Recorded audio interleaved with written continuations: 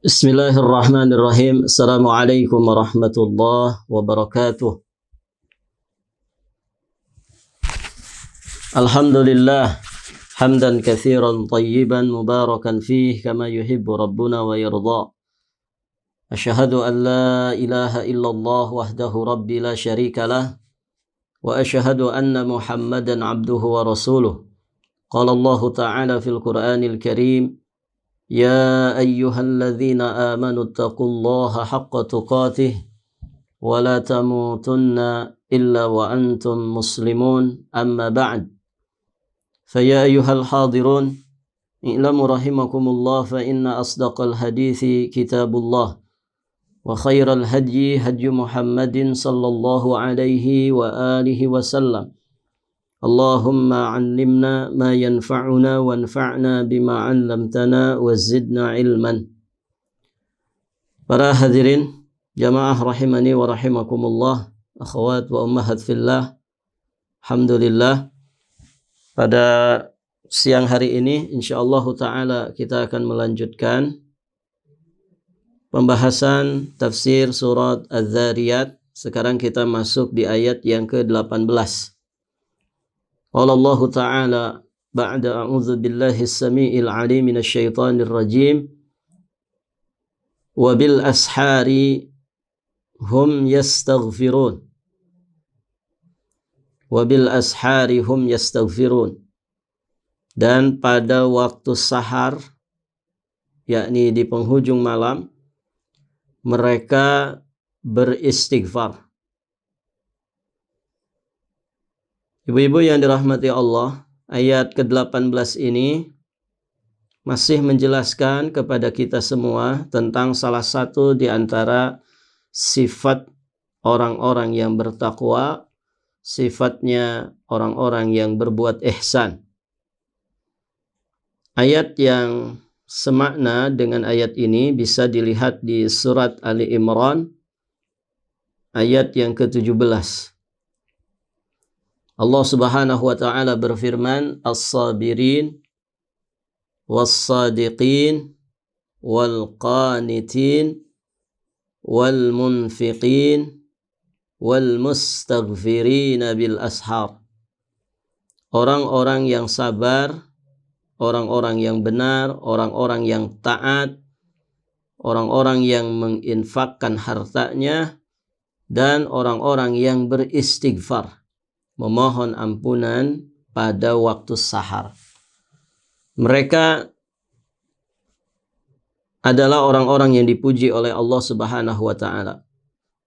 Sehingga sifat ini disematkan kepada orang-orang bertakwa, orang-orang yang berbuat ihsan.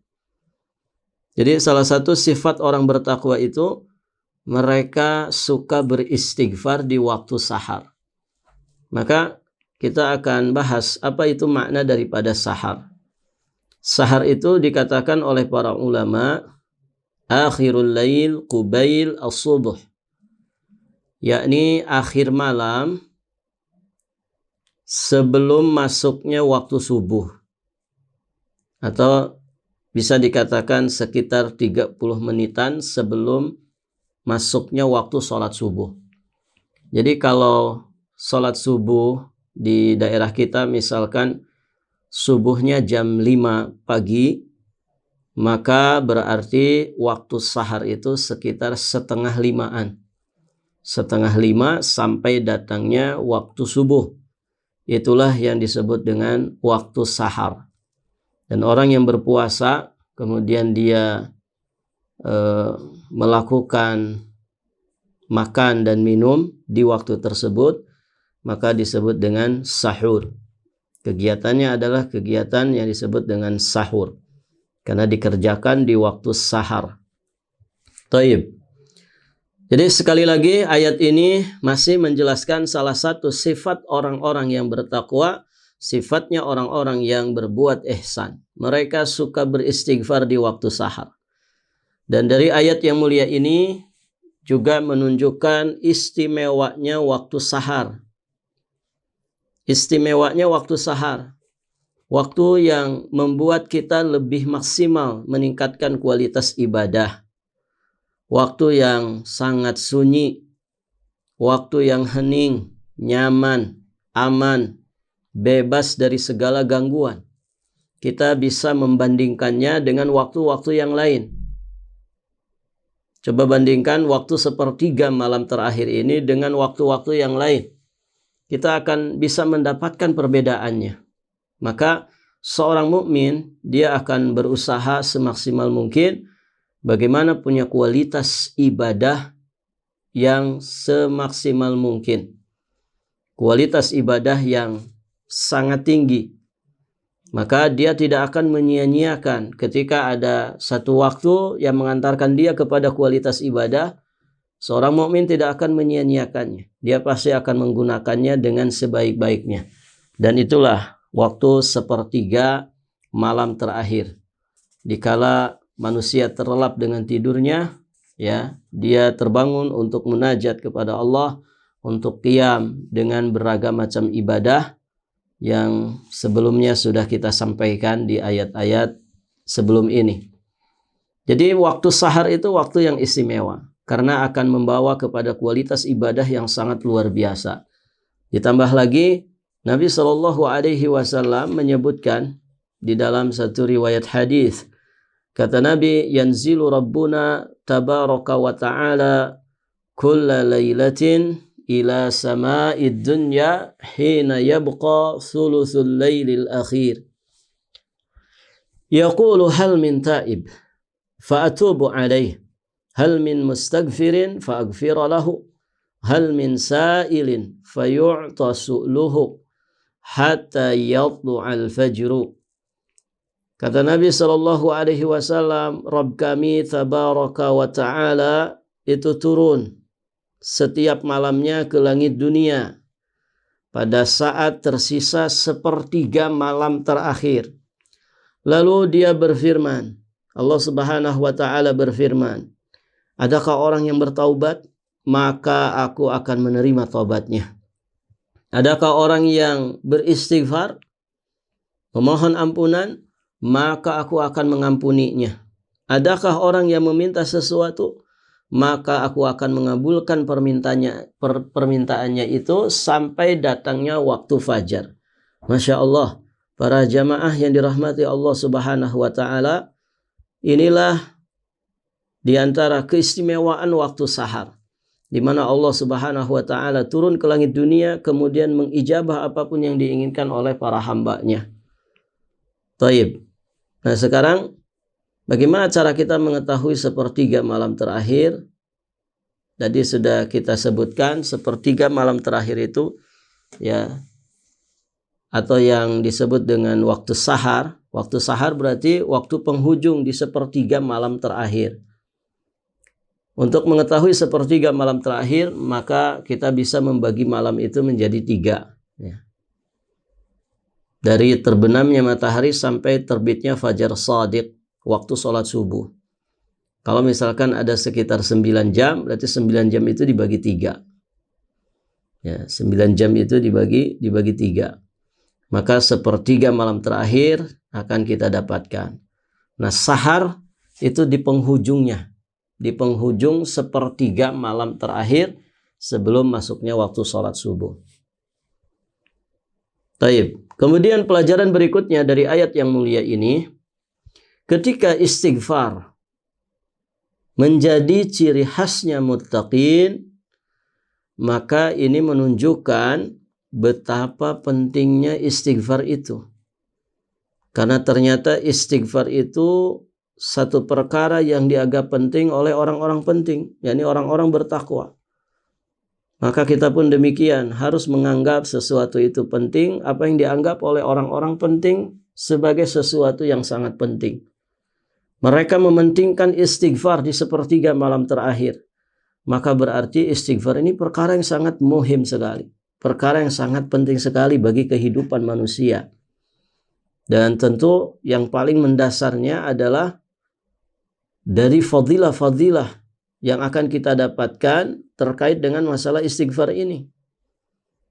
Nah, salah satu faidah dari istighfar adalah takfiru az-dzunub, akan menggugurkan, menghapuskan dosa-dosa kita.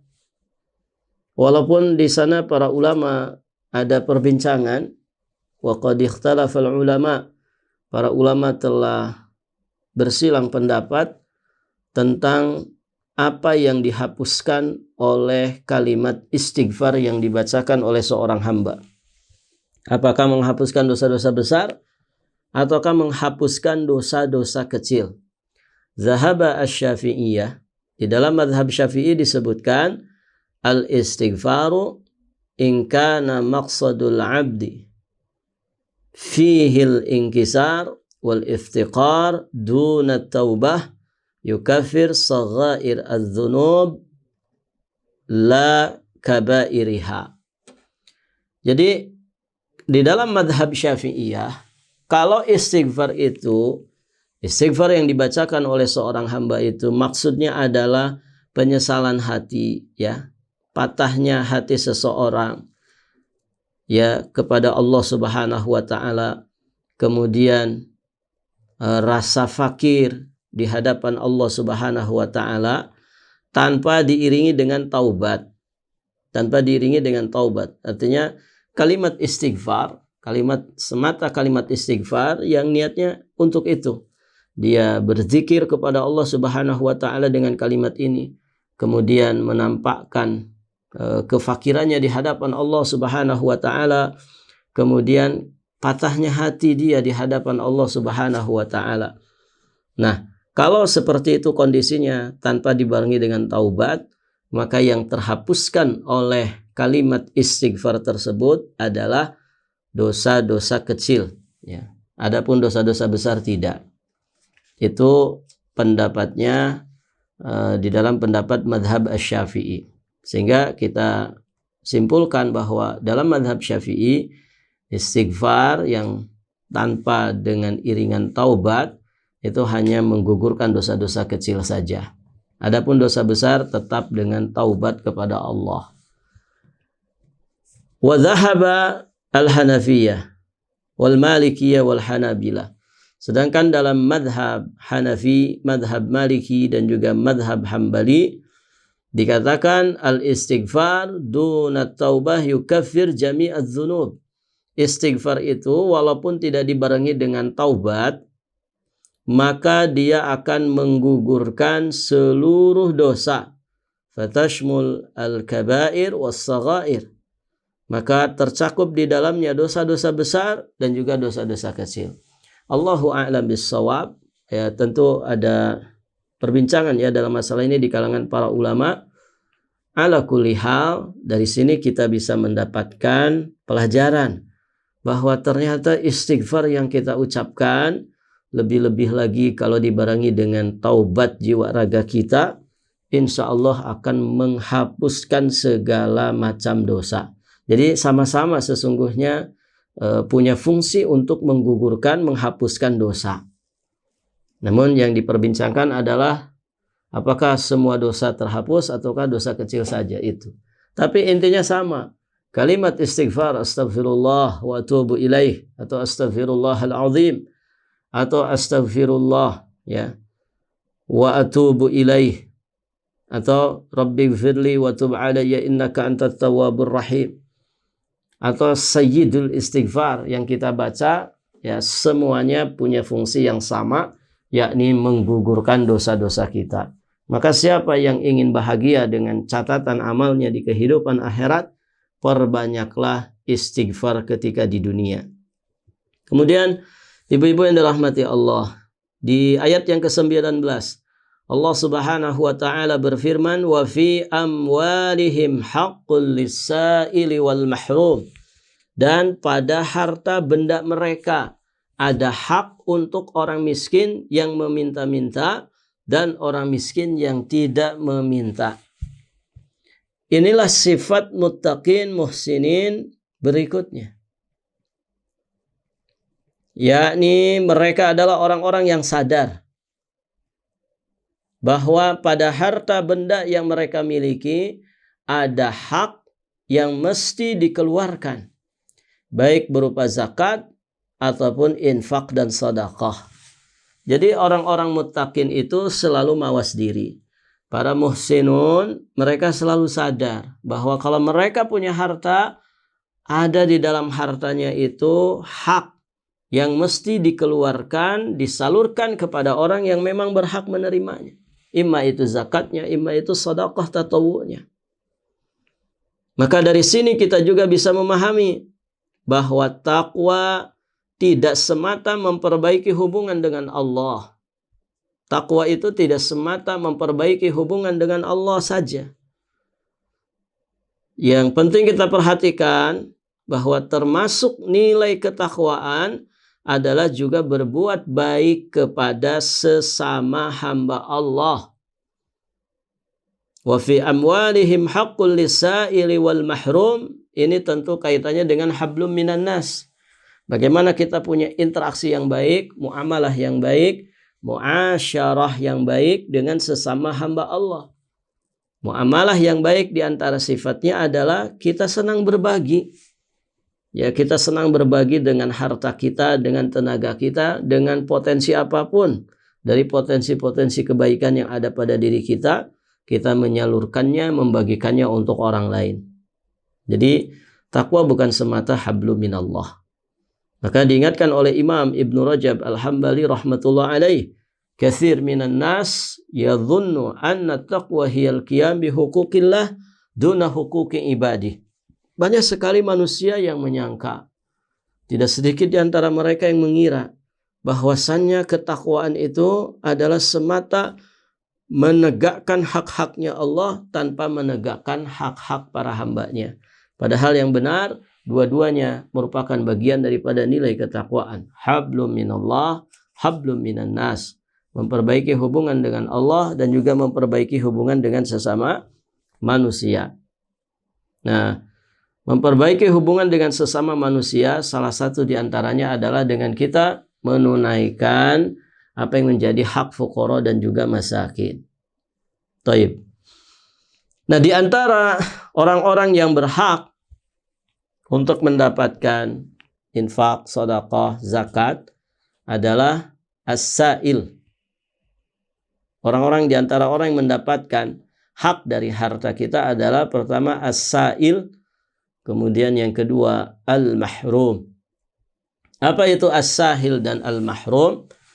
Kalau kita lihat dari terjemahan yang beredar, dimaknakan as-sa'il itu adalah orang miskin yang meminta-minta.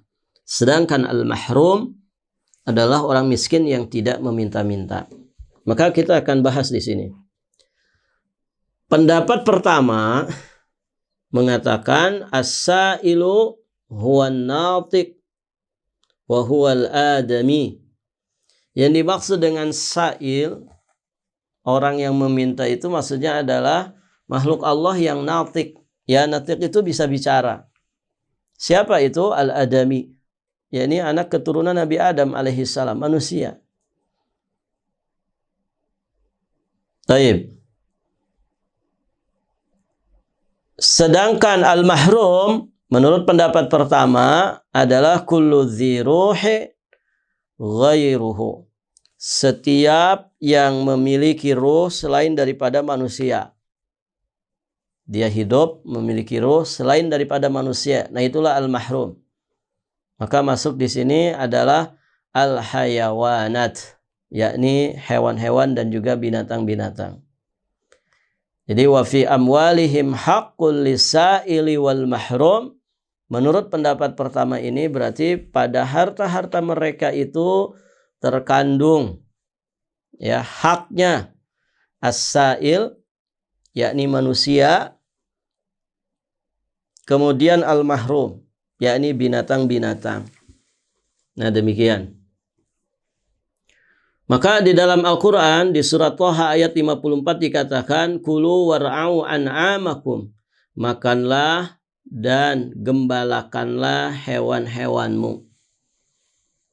Jadi Allah perintahkan untuk makan dan Allah pun memerintahkan untuk gembalakanlah hewan-hewanmu. Jadi kalau kita punya hewan digembalakan karena dia juga punya hak untuk dirawat, untuk kita mengeluarkan biaya untuknya, untuk makannya, untuk keperluannya, untuk kandangnya, ini dan itunya. Begitu ya. Nah, itu yang disebut dengan al-mahrum.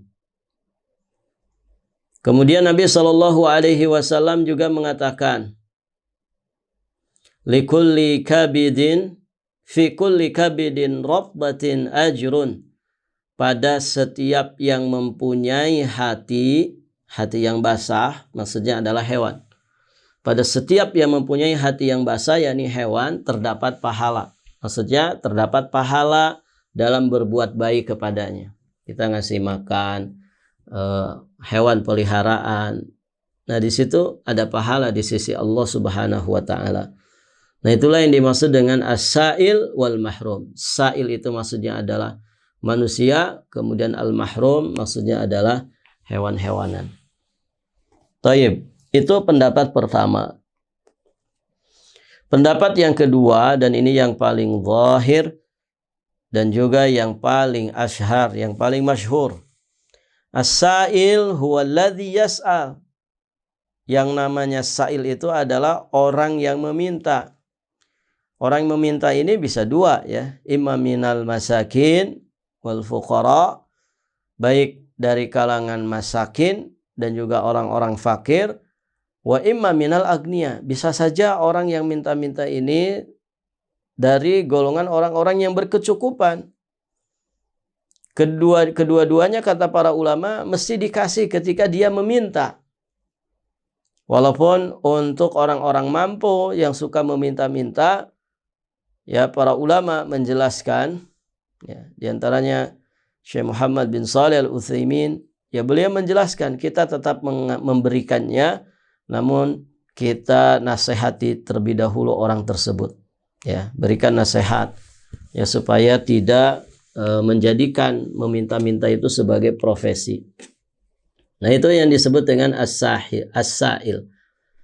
Adapun menurut pendapat yang kedua, al-mahrum itu maksudnya adalah al-muta'affif alladhi yahsabuhu ba'dun nas ghaniyan fala yu'tihi syai'an. Yani orang-orang yang menjaga ifahnya. Jadi al-mahrum itu orang-orang yang menjaga ifahnya. Ifah itu kemuliaan, harga dirinya, begitu, ya. Alladhi yahsabuhu ba'dun nas, yang dikira oleh sebagian manusia dia itu adalah orang yang berkecukupan, orang kaya. Fala yu'tihi syai'an, sehingga dia tidak mendapatkan apapun. Nah, begitu. Nah, itulah al-mahrum. Dia sebetulnya butuh, dia juga termasuk fuqara masakin, namun dia menjaga diri, ya, dari meminta-minta kepada manusia. Taib. Maka dikatakan di dalam Al-Quranul Karim, wa at'imul qani'a wal mu'tar, dan berilah makan orang-orang yang merasa cukup dengan apa yang ada padanya sehingga tidak meminta-minta. Itu al-qani'. Sedangkan al-mu'tar adalah orang yang meminta-minta. Jadi al-qani itu sama dengan al-mahrum. Adapun al-mu'tar ini sama dengan orang yang meminta-minta. Taib. Para jamaah sekalian yang dirahmati Allah, nah, itulah pendapat kedua dari pendapat tentang as-sa'il wal mahrum. Taib, berikutnya Allah Subhanahu wa taala berfirman di ayat yang ke-20, wa fil ardi ayatul lil muqinin, dan di bumi itu terdapat tanda-tanda kekuasaan Allah bagi orang-orang yang yakin. Di bumi terdapat tanda-tanda kekuasaan Allah Subhanahu wa taala bagi orang-orang yang yakin. Yang dimaksud adalah minal jibali wal anhari wal asjar wal bihar wal insan wal hayawan. Yang dimaksud adalah seperti gunung-gunung, sungai-sungai, pohon-pohon, lautan, ada manusia, ada hewan, ada tumbuhan. Semuanya menunjukkan ala qudratillah, ya, menunjukkan tentang kemahakuasaan Allah Subhanahu wa taala al-muqtadiyah lil ba'tsi, Yang ini juga sekaligus menunjukkan kemampuan Allah untuk membangkitkan nanti di yaumul qiyamah. Dan semua itu mengharuskan kita untuk mengesahkan Allah, ya, dan tidak menyekutukannya dengan sesuatu apapun. Berkonsekuensi kita mengagungkan Allah Subhanahu wa taala tanpa merendahkannya. Nah, demikian. Nah, itu dilihat oleh siapa? Oleh orang-orang bertakwa, oleh para muhsinun, oleh orang-orang beriman. Jadi mereka ketika menyaksikan alam semesta ini, ketika mereka melihat muka bumi ini, maka mereka bisa menangkap, ya, tanda-tanda dari kekuasaan Allah Subhanahu wa taala tersebut, sehingga semakin menjadikan dirinya, jiwa raganya dipenuhi dengan iman, dipenuhi dengan ketakwaan dan juga amal salehnya. Itulah orang-orang beriman. Amma ghairul mu'minin, adapun selain daripada orang-orang beriman, fala yarawna syai'an. Mereka tidak bisa menangkap sinyal-sinyal pelajaran dari alam semesta yang Allah Subhanahu wa taala anugerahkan untuk mereka. Taib.